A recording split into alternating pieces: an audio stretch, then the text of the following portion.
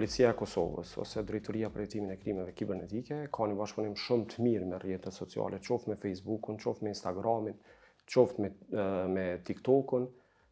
dhe në kuadër të kësajna kërkesave që na ju drejtojmë këtyre rrjeteve sociale, bashkëpunimi është jashtëzakonisht i mirë dhe fal tyne dhe fal bashkëpunimit me gjithë qytetarët na arrim me kry punën tonë edhe me i parandalu raste të tilla. Sipas tyre, në vitin 2023, kjo njësi kishte parandaluar 2 vetvrasje të mundshme.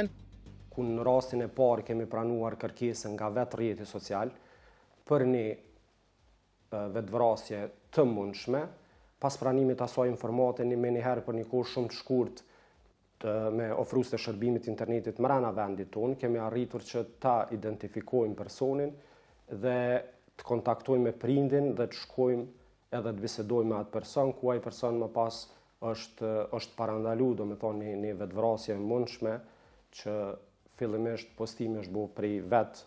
atij personi, ndërsa rasti i dytë që është raportuar është prej qytetarëve. Do me thonë, ne kemi të pamundën që ta bëjmë një punë veç vetë,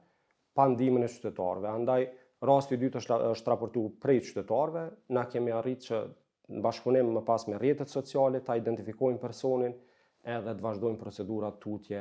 Mendoj që në përgjithësi, do të thotë çështja për sundim të ligjit, për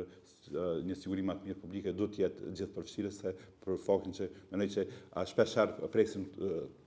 tepër nga policia, mendoj që policia ka për detyrë me luftu krimin, po me parandalu, janë institucionet të tjera të cilat do të ta parandalojnë, dhe kur institucionet e tjera nuk bëjnë punën si duhet, atëherë ka më shumë krem edhe policia nuk